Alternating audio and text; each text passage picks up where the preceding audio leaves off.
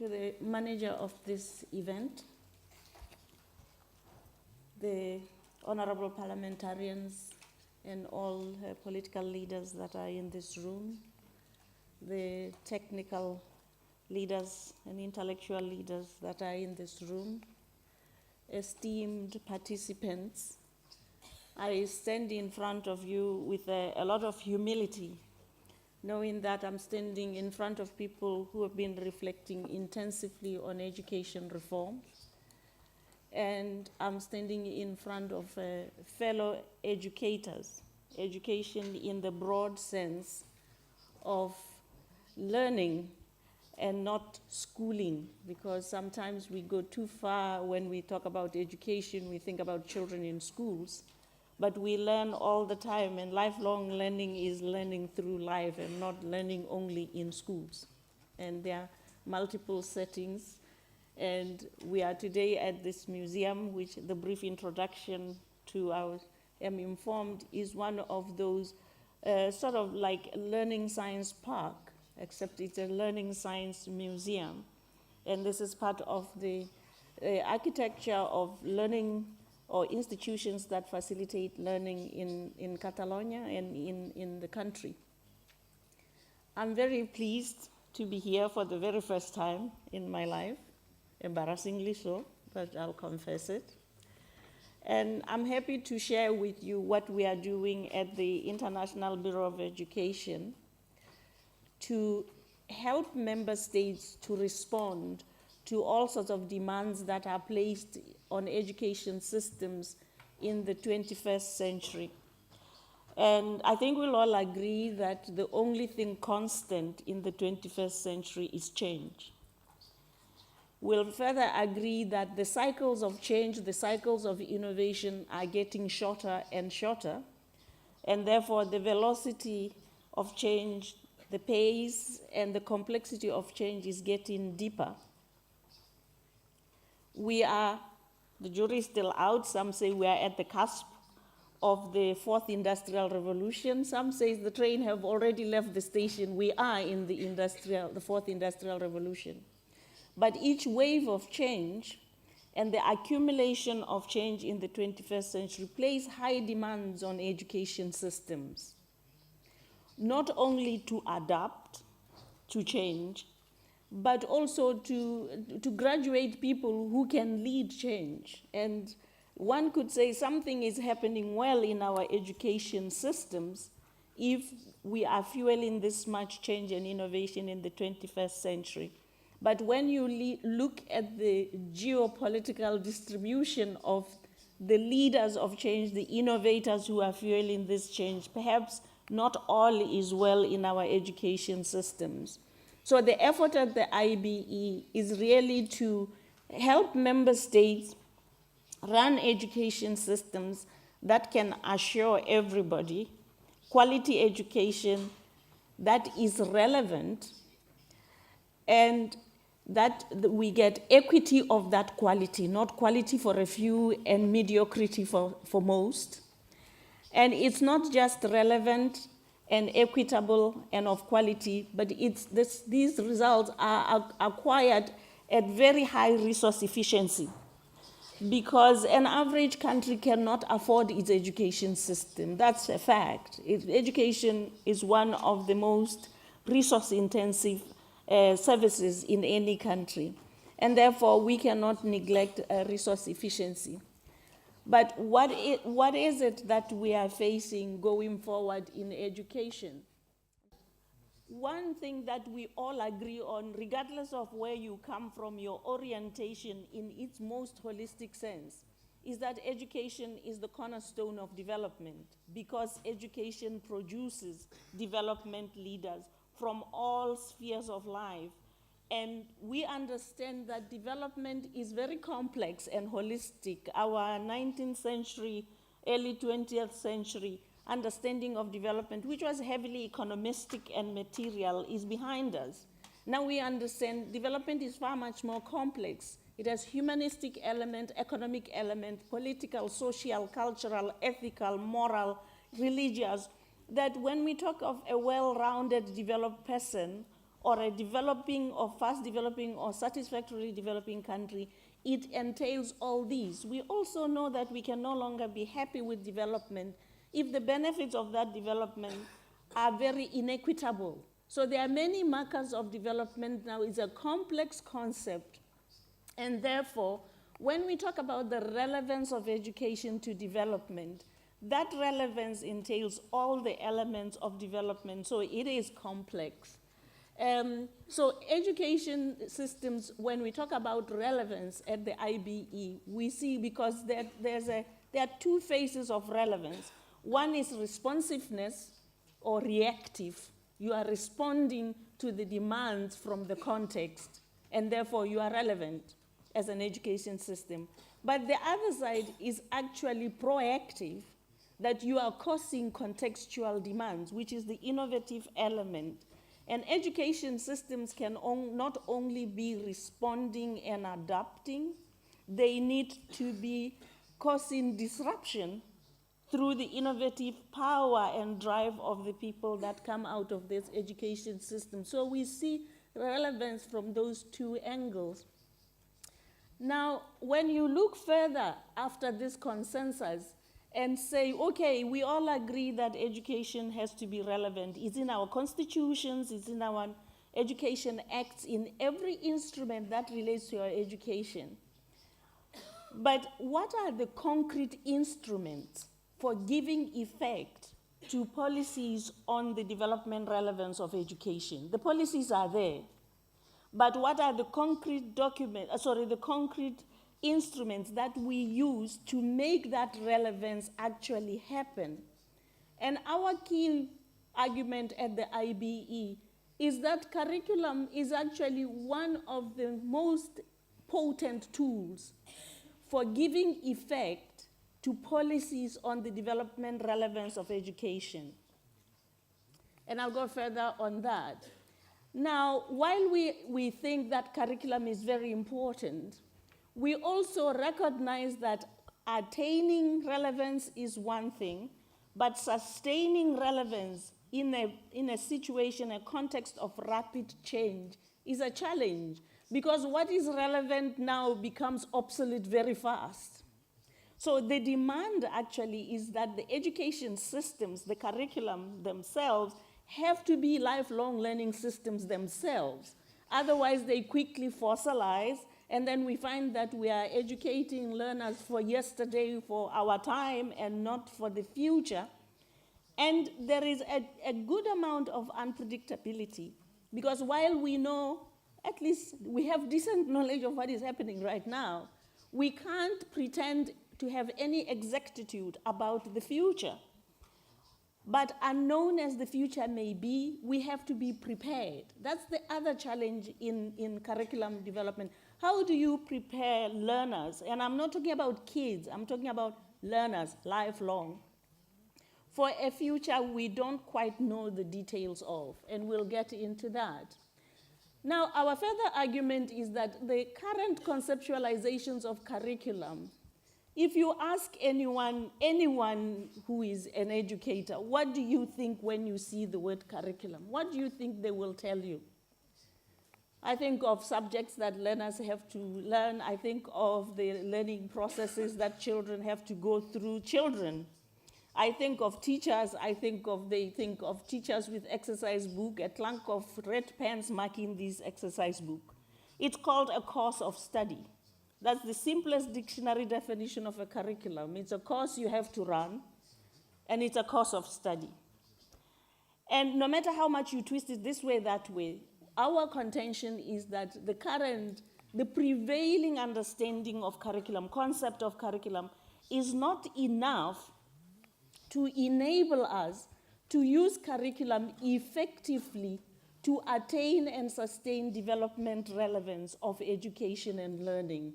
And therefore, we are arguing for the reconceptualization of curriculum for the 21st century. We are also arguing for the reconceptualization of curriculum in the long run for the century, but also within the specific waves of change in the century, such as Industry 4.0. We are also arguing for the repositioning of curriculum, at the center of the national development agenda. That curriculum is now too important for us to leave it as something of a sectoral challenge, and that is the education sector has to deal with this. Curriculum, what people learn and what they emerge out of their learning experience is able to do, is a national agenda of a very serious strategy.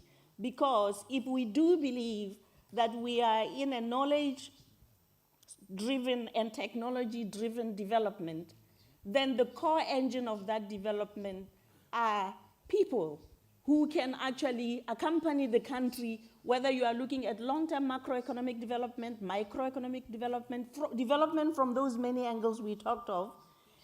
And behind this are people who are prepared to urge the country and to urge themselves. So it's individual development, the immediate circle of concern, the family, the community, the country, and the globe. So this is what the curriculum has to. But what we are saying here is while we agree that this is very important, member states don't necessarily have the tools with which to work. Now, because of this, we are arguing for a paradigm shift, a global paradigm shift in curriculum. Regrettably, I don't have time, but we have 8 dimensions to reconceptualize curriculum. But before we get to the reconceptualization, we have what do we mean by curriculum in this new paradigm? And for us, it's curriculum, first of all, it's dynamic. So those years when we have a curriculum reform and you go to conferences and people tell you, it took us 30 years to get our reform in place. We don't have that leisure anymore. By the time 5 years pass, your context has changed so dramatically that you better start changing that curriculum, which you haven't started implementing. So we don't have that. So then it's dynamic, it's transformative.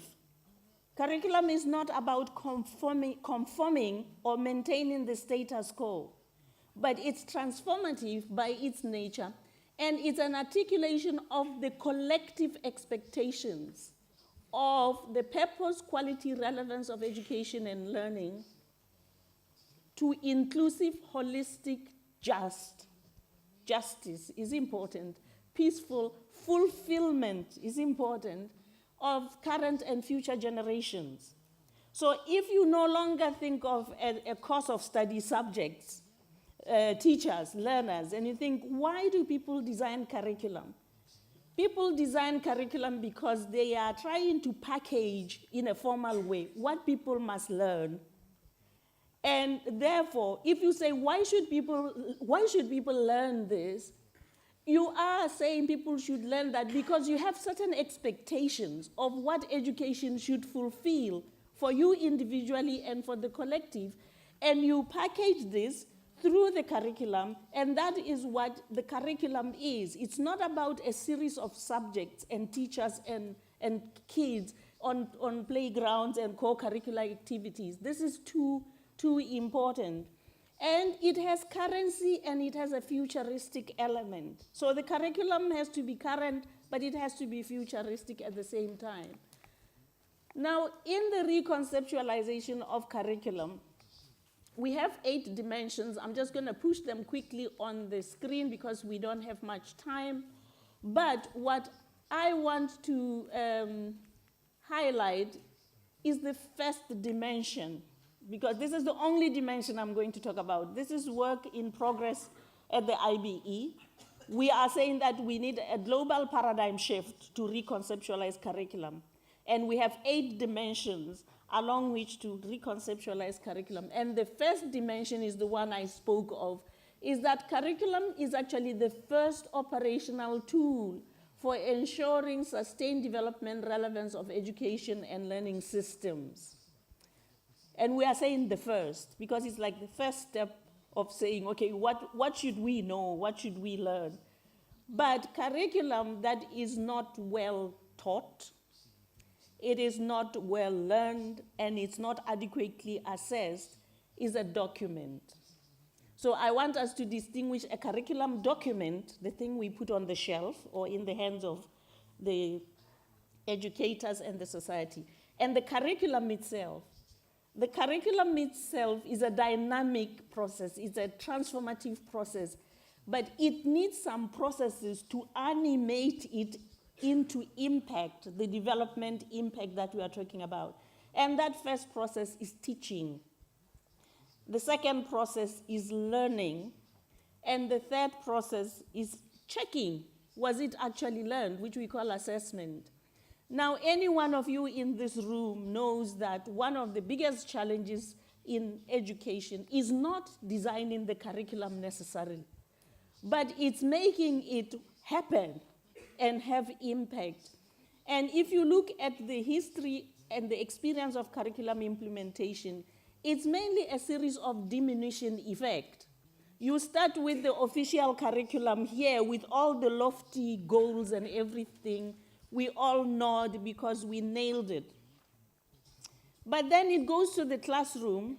For whatever reason, teachers implement some of this curriculum, but not as on par with the official curriculum, and we can talk a lot about why this happens. And then learners learn some of the curriculum that is taught, and then the biggest elephant in the room is assessment, because assessors, I'm sorry, those who are here, tend to go what is easy and quick, objective, scientific, verifiable, all the statistical undertones. And they assess a little modicum of what was taught and learned, and therefore you have something like a downward going slope. Now, what we are asking is we have to transform teaching, learning, and assessment to at least have a plateau where you more or less implemented what was in the official curriculum. But the ideal scenario is if you flip the slope so that each step is an enrichment. If you get a good curriculum in the hands of good pedagogues, and they see actually this curriculum, the people who wrote this, I can improve it in this manner in implementing it. And the learners who are creative, children, older people, people who learn are creative, add more of themselves to the curriculum that was officially conceived. And if the assessors could actually get a little bit more sophisticated, what we could get is an enrichment process and tilt from that diminution effect to an enrichment effect. But doing this requires very serious transformation along the curriculum implementation continuum. So this is what we are asking for. It's a bit of an ask, and we are not saying it's easy. I'm not going to talk about the other dimensions because today I'm focusing on only the first dimension, and you can look at this PowerPoint at your leisure and ask us questions if you so wish later. Now, what we want to say is if you believe that curriculum has to be relevant, essentially you are saying the education and learning experience must support learners, young and old, to acquire competences that are relevant, that enable them to act and to benefit from their action and to, through their actions, benefit the collective. So it's not just the individual benefit. So if you believe in relevance, then a competence-based curriculum has to be grounded in its context. If something has to be relevant to Catalonia, Catalonia is a specific context. It cannot be that when I pick a curriculum from Catalonia, it's just the same if I picked a curriculum from Timbuktu. Something is dramatically wrong there. But at the same time, we understand that context is itself complex, and context has a long geographical straddle. It's my immediate little context, and then my next until I'm in the globe. So geographically, the correct context, when we design our curriculum, we have to be worried, is it relevant to our immediate context? But does it also prepare our learners to act local and all the way global? And in between, local, in the cities, in this, in that, in the country, until they are global citizens that are empowered. Context is also temporal, because what is relevant now in Catalonia, 5 years, it is no longer the hottest, sexiest thing in town. We need to find something else, and that's why curriculum has to be lifelong learning systems. But a curriculum that is alienated from its context is by nature irrelevant. If it doesn't know what the learner's context is, what do these kids want? What do these adults want? What are the competences that they need and for what? It's by automatically irrelevant. And it should be centered on learning and learners, emphasize teaching. And there's a difference between teachers and teaching. And we all know that not having a qualified teacher with loads of certificates in front of you doesn't mean that that person is going to teach effectively. And we need to separate teaching from teachers, though we prepare teachers for teaching. Preparing them doesn't guarantee that they will teach, therefore we have to pay specific attention to teaching. The competence-based curriculum, and I have to stop on this, emphasizes high mastery of content. Because sometimes there's confusion when we talk about competence orientation. People think that it means we are neglecting content, the disciplines as we know them. But we still need specialists. We still need physicists, chemists, and so on. But we need competent ones. And competence-based curriculum asks for that. It emphasizes transdisciplinarity, and I'll go to the model, emphasizes application, emphasizes outcomes and impact.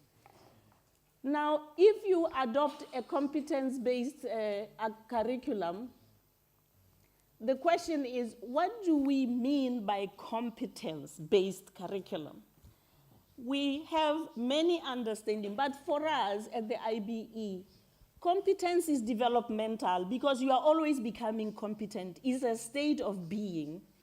My colleague was talking about the law report, learning to be. That we are always in the state of being. If you say I'm competent as a finality, you are fossilized. Therefore, it has to be a developmental capacity to interactively mobilize and ethically use information data. We can go on, but you can read for yourself. But the most important thing is that competence enables you to engage effectively and to act across diverse contexts to attain individual, collective, and global good. This is to say competence can be used for bad. You can get a very good scientist decide to go into their basement and make bombs and blow people up. That's a bloody competent scientist. They do know how to make a bomb and detonate it, but it does not accrue global public good or individual or collective good, at least in the common judgment. Although that person would say they've accrued global and public good in their perspective. So we are talking about mainstream here, and I'm sorry to use this. I don't mean to be exclusionist, but everything has a range, and anywhere there is a point where we say this is now an outlier. So this is why it's very important when we talk about competence-based curriculum, that therefore we have to huddle together as a country, as a nation, as a collective, and say, what is the good we want out of our education system? And I'm using good in a very complex developmental way. And the individual has to ask themselves, what do I want for myself out of my education experience? The collective and finally the globe. What we are saying here is that the acquisition of discrete knowledge, of skills, of values, and all those things is important. We do need people who are very good in their disciplines, but it is no longer sufficient to know when Vasco da Gama traveled the seas to wherever it is he was supposedly going. The question is, so what if Vasco da Gama went wherever it is he was going? And we are saying here that the acquisition is important, but grossly insufficient. Now, what is more important is not so much what somebody learned, what they learned, is what they can do with what they have learned. And that is the competence-based approach. Now, we defined competence there And on that basis, we have come up with a framework which we call a framework of global macro or stable competencies. Because the challenge in fast-changing context is that because the context changes so fast, the curriculum reforms could become a boiling pot. There's always reform and reform and reform, until no reform has time even to take root, and we don't give reforms times to fail. So the challenge in competence-based curricula is how to balance responsiveness with stability, because anybody who is in education knows it's not a quick turn. It takes time for what you are trying to do to take root, to implement it, to have impact. But how do you balance that with being lifelong learning and having an inbuilt capacity to adapt, agility to adapt, and to be a lifelong learning system? These are serious challenges in the 21st century. The other challenge is that when you have, we talk about people being global citizens, can we distill core competencies that we can say it doesn't matter where you are, you must have these competencies if you are going to engage well and have individual, collective, and public good in the 21st century and its constant waves of change. So we are talking here of global competencies, but it's also because we work at a global level. We don't have a real context. I'm a floating particle, stateless and everything. And therefore, when I create instruments, we create generic instruments that member states can take and adapt to their context. Early this year in London, I gave the same speech, but focusing on global competencies and their link to individual and national success. Now, the link to individual and national success has to be done at the context. The global competencies is what I'm going to share with you here. So when I share them with you, I need you to realize that you need to say, what would it mean in Catalonia? What would it mean for me, my child, my family? And you keep increasing your circle of concern until you get to the globe. Now, the framework essentially starts with that definition of competence, because we said competence for us is the developmental capacity to interactively and ethically mobilize these resources. You need to have information, credible information, data, and they say in the fourth industrial revolution, we're talking about big data, not just data, and high-speed analysis and processing. You need to have technology savvy. We look at this room. You know, there are more cell phones than faces. I can't see any one of you because you have some technology in front of you. You need to know what you are. Are you a physicist, a chemist, whatever? So you have to have grounded knowledge. You need to have skills. You have to have values, universally recognizable human values.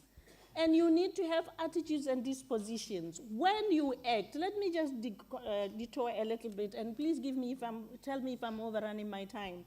Right now, I'm speaking to you. And in a simplistic way, people could say, oh, she's using her communication skills. But in order for me to stand here, I have lots of information digging and the credibility of that information.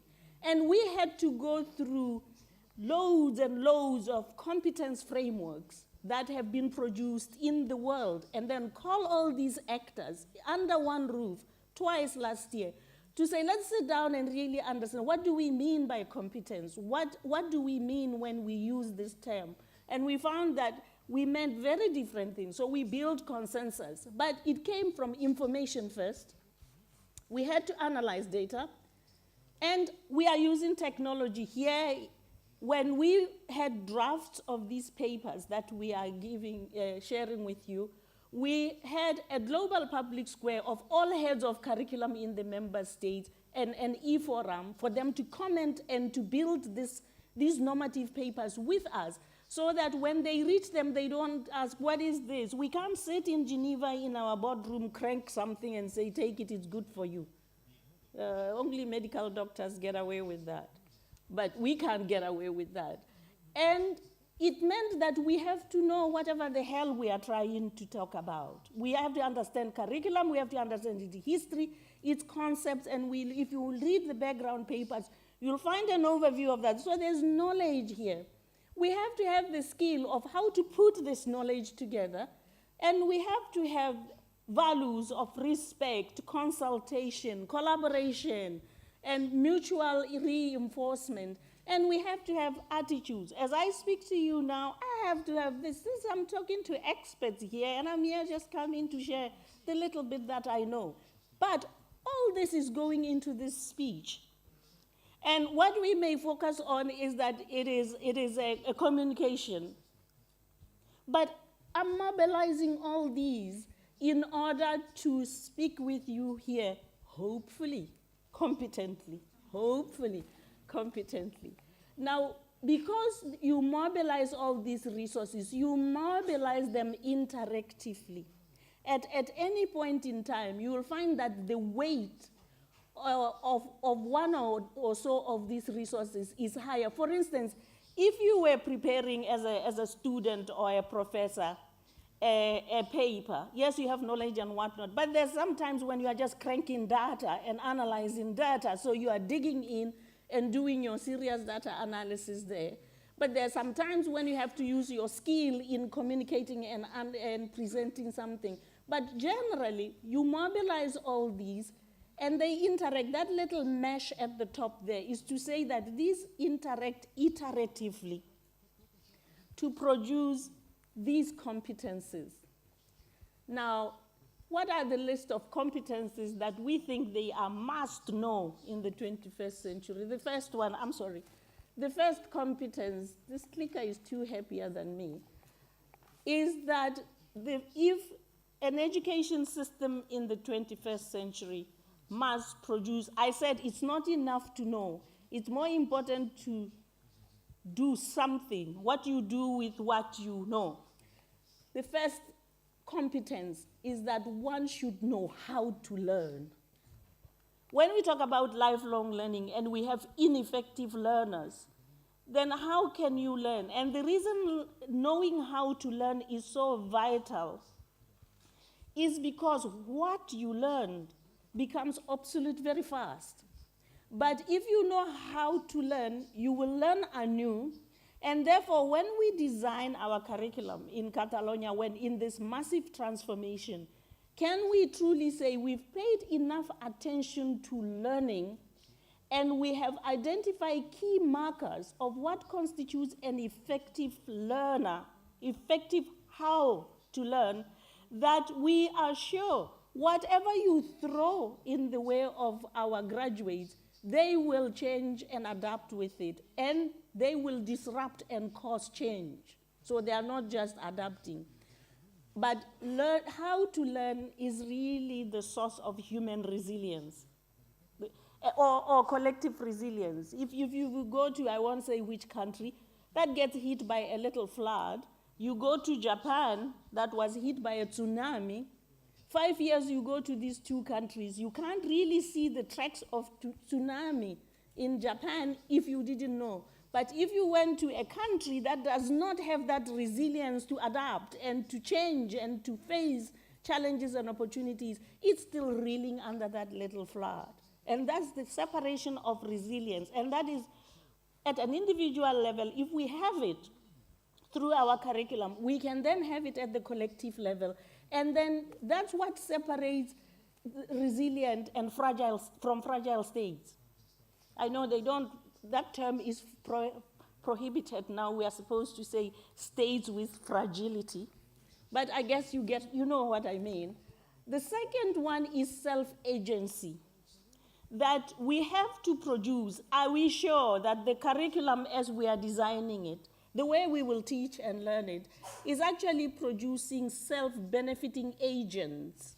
And it's not teaching people that things will be done for them or to them, that a teacher will stand in front of the classroom and teach learners, but that you're actually teaching yourself. You are a self-benefiting agent. You'll design this curriculum with me. and you will learn with me, and I am the learner too here. So there is a reciprocity, but the first and foremost characteristic of a self-benefiting agent is that they must know the individual good they are looking for in life. And they must be able to exploit the resources in their context together, as we said, to produce that good and to benefit from their action themselves.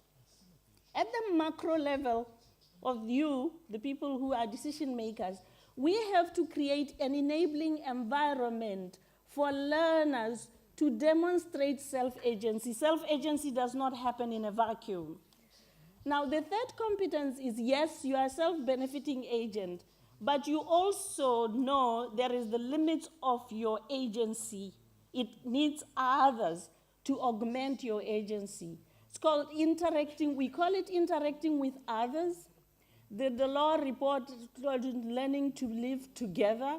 But to us, it's not about just learning to live together, which is more of a peaceful undertone, but it's understanding that while you are a self-benefiting agent, you have the moral and ethical obligation to benefit others.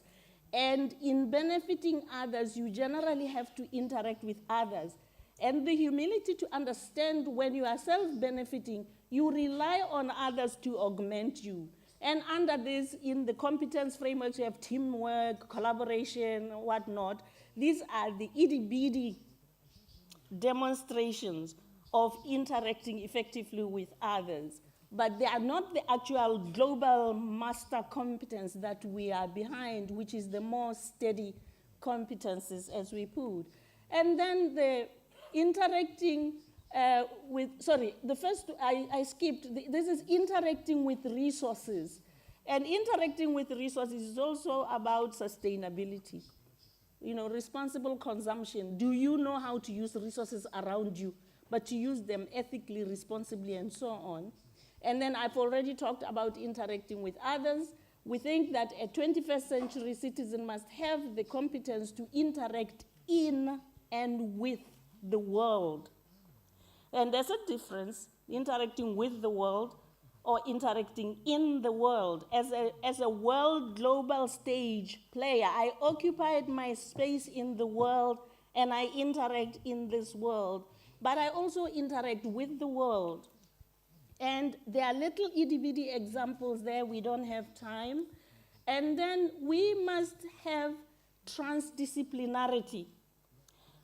This means, transdisciplinarity really means that every individual is an expert in their disciplines. And competence-based approaches demand very deep expertise, because in order to be able to not just know history, but know what to do with history to bring about some good, means that you have to understand it at a much deeper level. So the mastery of disciplines is without compromise. But in the 21st century, you also need adequate literacy in other disciplines, because life problems and life opportunities don't come to you in nice little packages of science. You don't get a scientific problem, a math problem, this. The problems are messy and they're life, and they demand out of you the literacy to be able to function in other disciplines, to face an opportunity or to take the opportunity. But at the bare minimum, the literacy to know when you are out of depth and you need to interact with others, because you need the depth of their discipline. And this problem requires this field, but this is beyond my functioning literacy in this discipline. Do we have this? Because it is about judgment of depth and scope, and demand being able to analyze your context and say what your context demands out of you. So transdisciplinarity is also about integration. We talk a lot about problem-solving integration and integrated approaches. And the last one is multiliterateness. The 3 R's are no longer enough. Now we have to have health literacy. And health literacy means knowing something about health. So these, you see the waves, and you'll see the waves when we finish. is to say that each of these competencies is linked to others and they reinforce each other. So for me to have health literacy means that I must know something about health, which is the discipline.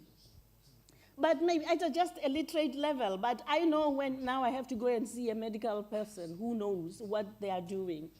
And we have financial literacy, we have cultural literacy, we have religious literacy, sex literacy, and they are literacies. But at any point in time, when you are in a context, that context demands certain sets of literacies from you more than another. If we were in a cocktail, maybe that place demands out of you the smooch factor, if you can call it, how much of a social butterfly you can float on stage and interact with other people to get networks and whatnot. But if you were in an environment where you are mediating conflict, maybe you need your cultural literacy, your religious literacy, much more than your technology or digital literacy.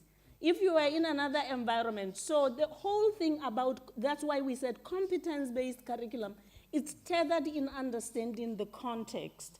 And when you are in the context, you will mobilize the right resources to bear competence on. Now, these are the 7 core competences that we think everybody needs.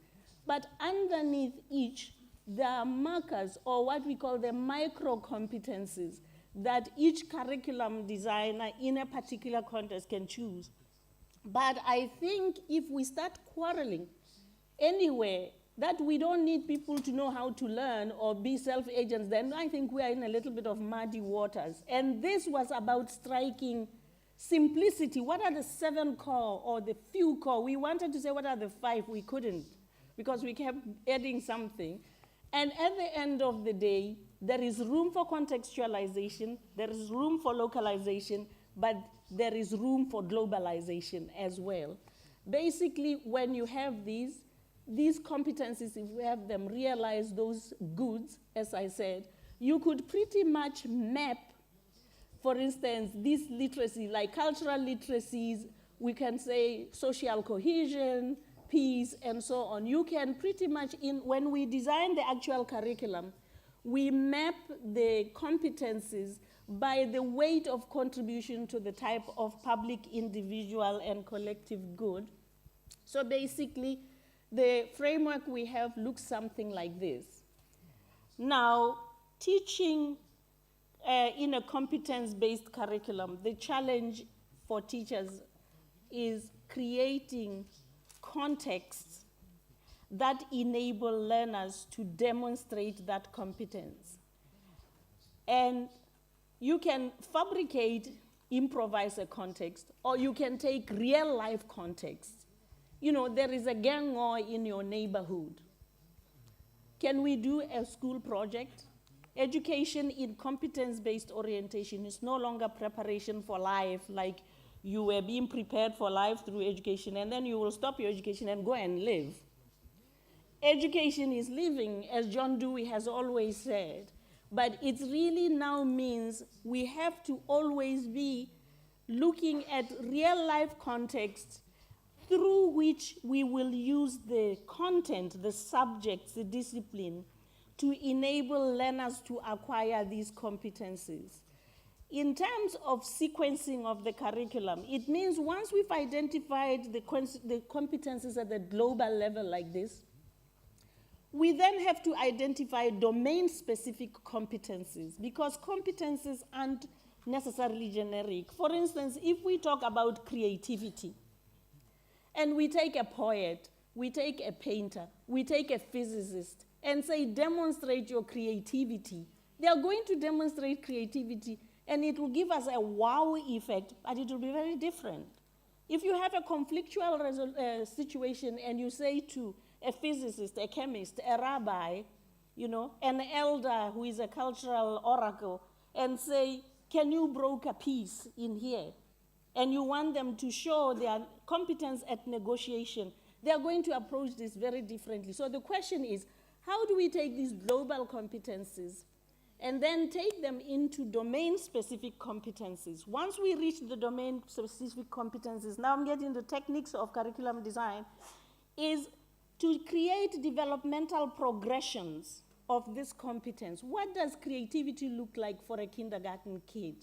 What does it look like for a university professor?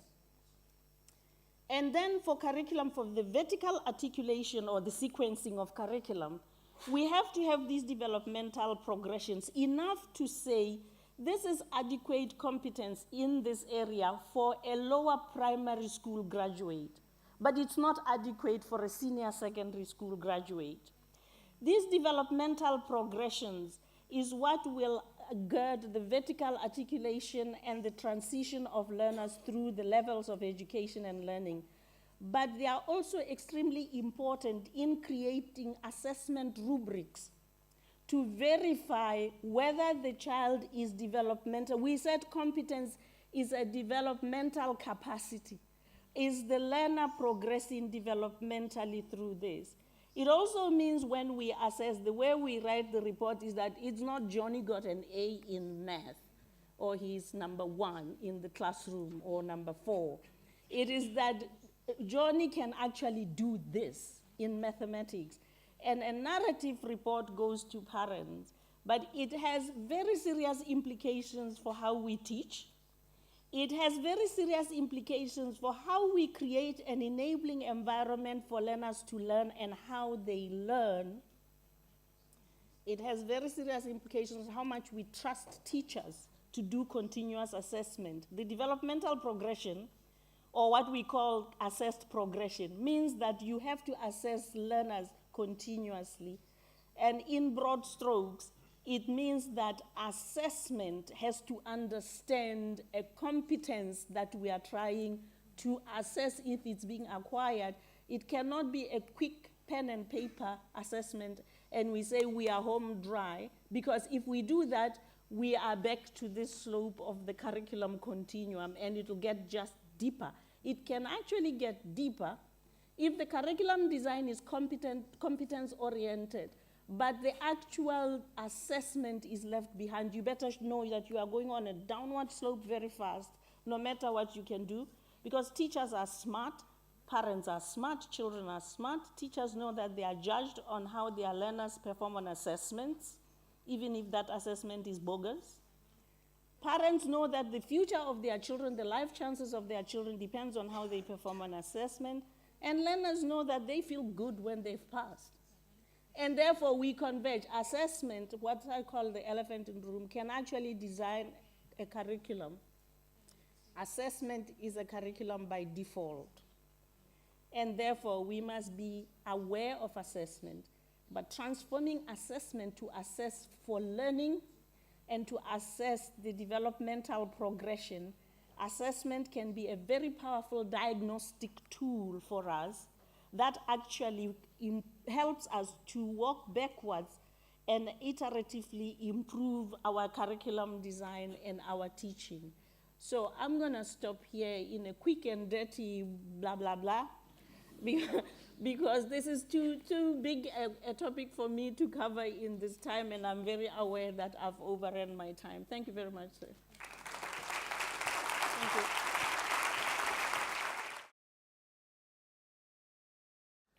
Thank you very much, Mrs. Marope. Well, I had something prepared, but I think I will skip that and go directly to the discussion with you. You know, but my function here is to be the discusser, although I am in trouble because I agree with most of what you presented. But anyway, I have a main question, which is whom is the one to do this, right? We are in a science museum. And the founder of this museum, as Edouard said before, had this vision of science and human training and learning together. In science, the idea of experiment is critical, right? It's trying things, testing things, looking for new ways of doing things, etc. And my main question after your presentation is, how we can stimulate the education system to be more experiment-based. So imagine that you have a school somewhere in the world that is doing something that actually generates results in terms of this new curriculum, and or some parts of it. I mean, they excel at these, interacting with others, a part of the curriculum, or other schools excel at the new literativeness, as you said, new ways of combining knowledge, is transdisciplinarity, etc. So, and maybe they excel at something, but they fail at other things. Yeah. So, when you see what education systems try to do all over the world, mostly are regulating or establishing what has to be done. And after your presentation, I sort of feel like it is very important that we let schools, children, teachers, parents experiment. Mm-hmm. So what is your opinion on that? Is that an experiment-based education system where we can try new things all over the world, and having a system to share the results of those, quotes, experiments, the way to respond to this extremely important challenge of a new competence-based system? Okay, thank you very much. I think we could call it experiment, or we can call innovation if we put it in a more, in the intention of what should be. But the first step is to distinguish between guidance and control. Right. I think the center cannot let go guidance and the framework that guides the practitioners and the professionals in the field, such as at the school level, even at the district level, the state level. These are levels of education that must be given enough guidance to know the impact that is expected of them and to be held accountable for that impact. Mm-hmm. But in my view, that's as far as the center should go. Then they should say to a school, for instance, we expect the learners of, let's say, lower primary school learners to demonstrate with evidence that they've acquired these competencies. And then, of course, there are ethical parameters. It's not a Machiavelli that the ends justify the means.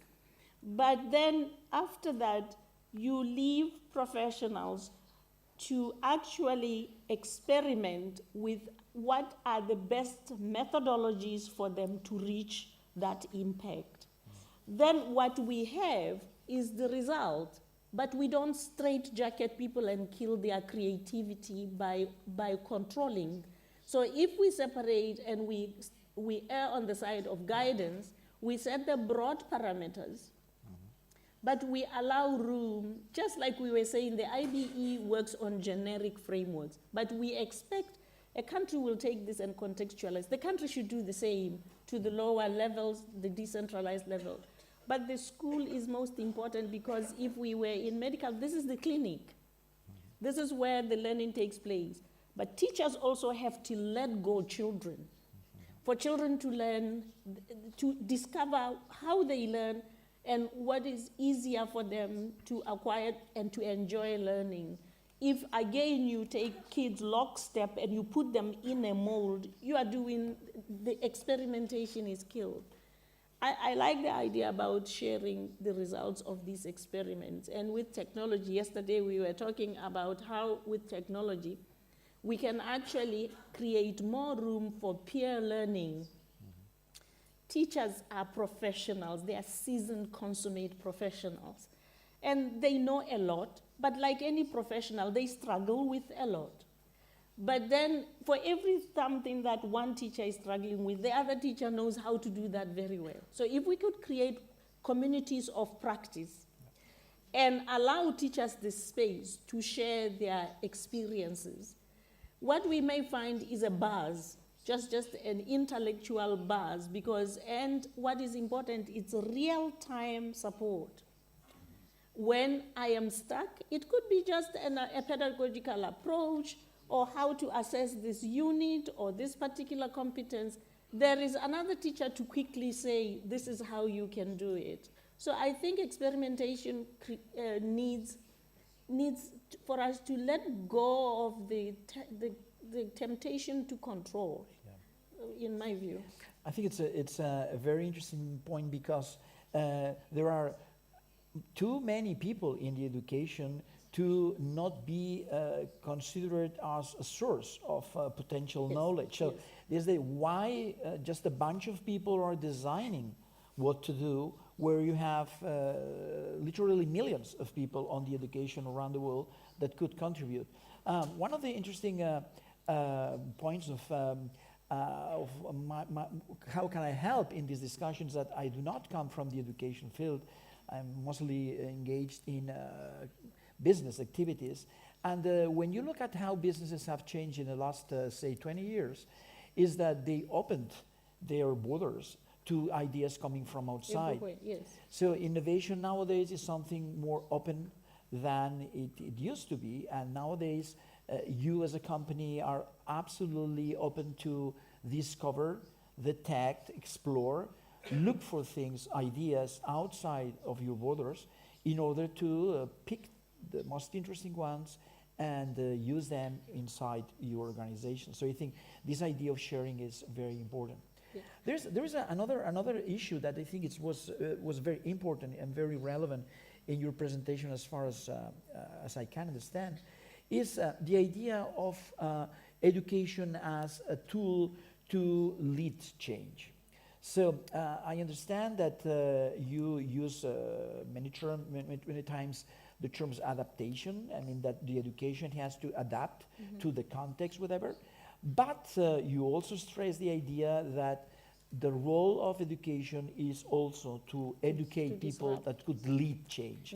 I find this extremely important because in a context where machines will be very intelligent in the future, and that a lot of activities that are done by humans now, this idea of humans able to change in a dramatic way, so leaders, I find it very relevant. Can you elaborate on that, or to what extent this is within this curriculum of the core competencies?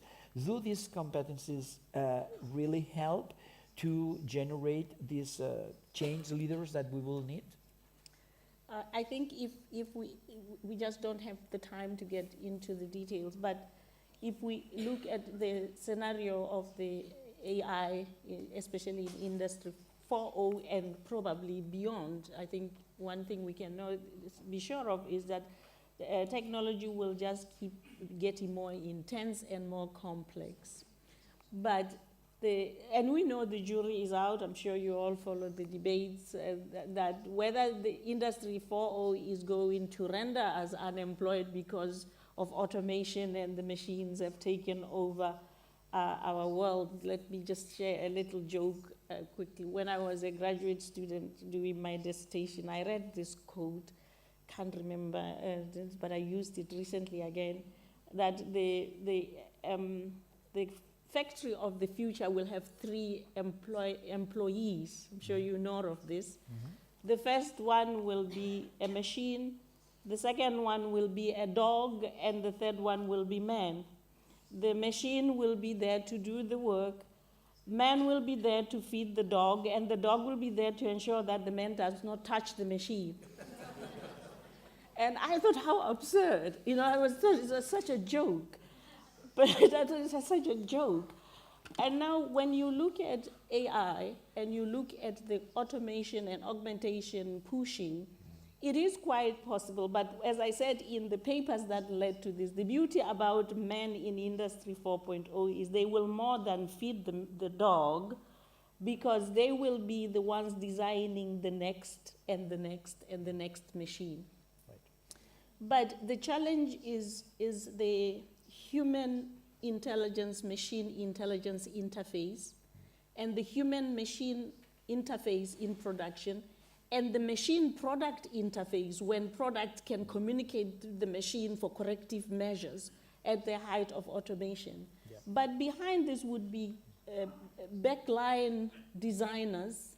There will be managers who actually define the purpose of their intelligent factories with the cyber physical systems that we are talking of. So essentially what I see, I really personally doubt that we are going to see loss of jobs, or we may see loss of jobs, but we will see, in my view, increment in work.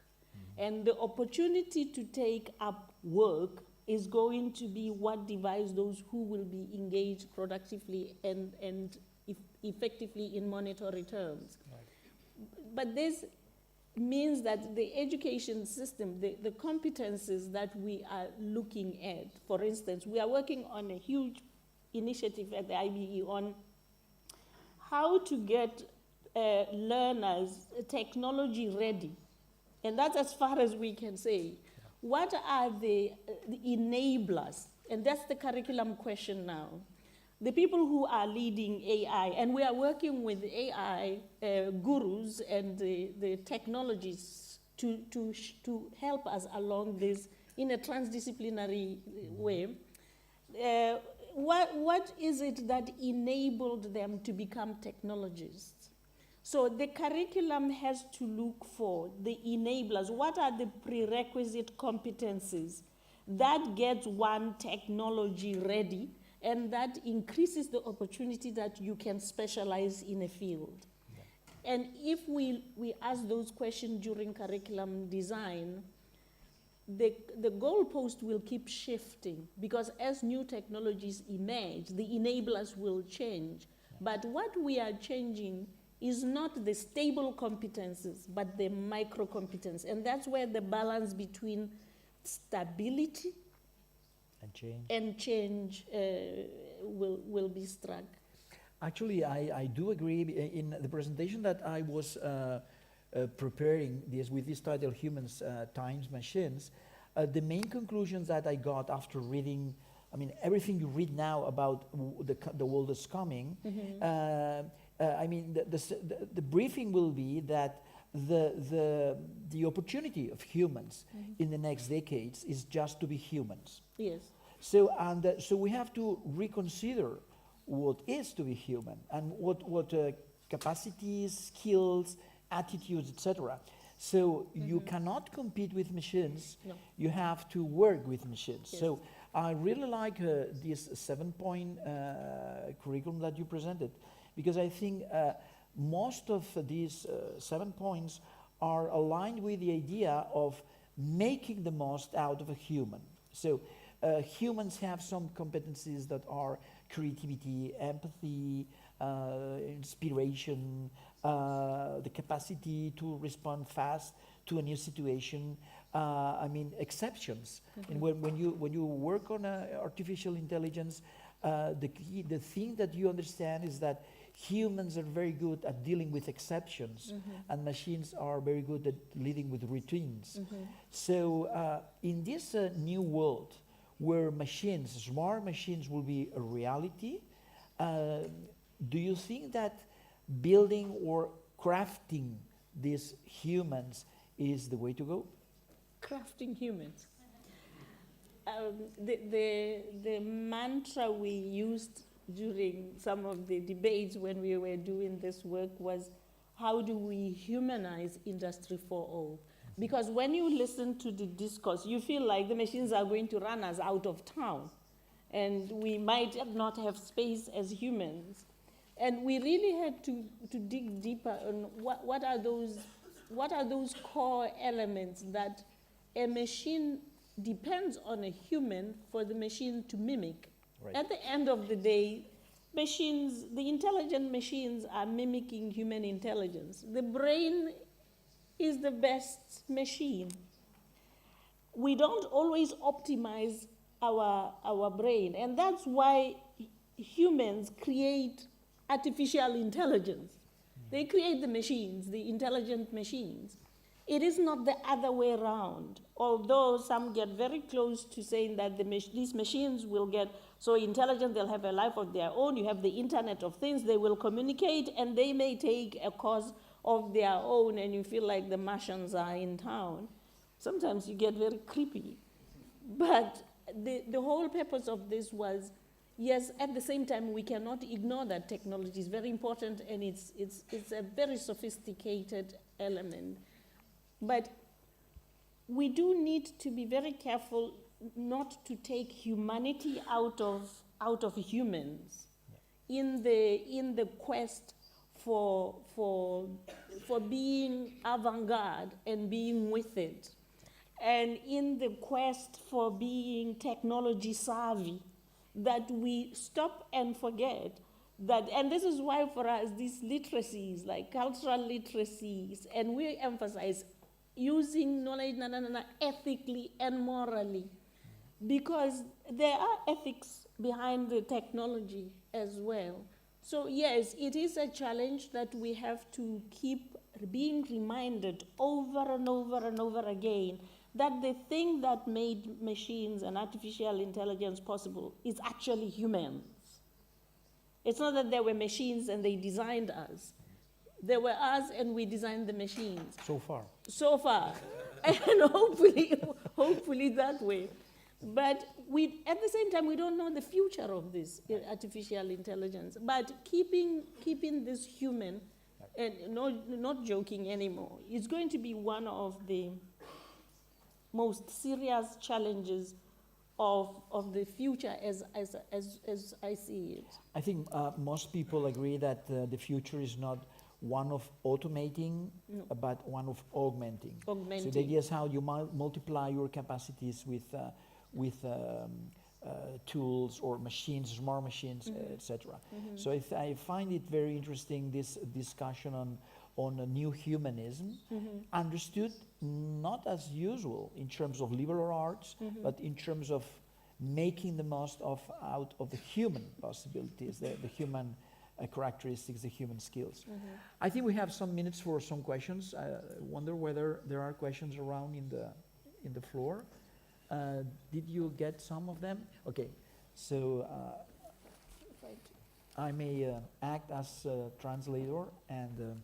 I think I can use this. Okay. Oh, okay. I read literally, right? It said, transformation has the idea of the implementation, moreover, of frameworks of the what. Are there models of implementation of competence-based learning related to the how to implement? You understand? Okay. Yes, there are examples of implementing competence-based approaches, and they are at different levels. And as usual, it is really, you find some countries that are moving fairly substantially and in different domains. For instance, if you look at Malaysia and their progress in STEM, I think there is something there to really take notice at. If you look at the Finnish curriculum, which is not overloaded with subjects, because the selection of the content is guided by to which competences is this going to contribute, and what is the weight we should give this subject in the curriculum, and you lighten the burden of having too many subjects. I think it's an example. The Australian system is also very interesting, particularly the way that once you have the competences defined, and to assure teachers and to assure everybody that we are not going to lose the disciplines. You have the disciplines, and then you take the competences that you want to facilitate, and you take the disciplines and you color code a grid. Which of these subjects, for instance, contribute to creativity, to communication, to problem solving, to grit and stay in power, all these things that we're saying. And then you color code these, and you have a debate of which subjects should we give what weight and why. And then you have another grid that says how do we ensure that these subjects are communicating, they are not in silos. So it's not that if science will contribute to communication and mathematics, but we choose, but maybe Catalan would create more heavier to communication. and culture will create more heavier to communication. What should be the relationship? And you map the subjects. And this allows for integration of the disciplines without losing attention to the discipline itself, but the impact is Deeper. its competences. And the rubrics for assessment are done extremely carefully. And I remember when we were working on this, and because we are still working on a series of these papers that we will share with you on the rubrics, the key lesson was take out all the adverbs and descriptors and just say, what should people do? Right. So, you know, this poetics, you know, we are making substantial progress. What is substantial? Right. You know, and we could sit here and argue until the cows come home and you tell me this is substantial and I tell you, well, you haven't started. But we both are right or we are both wrong. And that's a conversation of the dev in curriculum, particularly when it comes to assessment. Because when it comes to assessment, we want to say, is this learner at this level of this competence raw? And not have these colorful, the child is making substantial progress. Okay, huh? So these are some of the issues that we need to look at pertaining to that question. Okay. Australia is very interesting. Singapore, particularly when it comes to almost like mainstreaming innovation and experimentation, and really almost seamlessly having real life context in the classroom to facilitate the acquisition of competencies. I think one of the best examples I've seen is Singapore. So yes, there are many examples. There are other emerging ones, like Seychelles, for instance, is beginning to emerge, but these are some of the, and then there are others that are tutored, but I wouldn't look at them, but I wouldn't say which ones those are. Okay. Okay, we could be discussing for the whole day, yes. Forever, but I think we have to call it a day as far as this conversation is concerned. Thank you, sir. Thank you. Thank you very much. Thank you.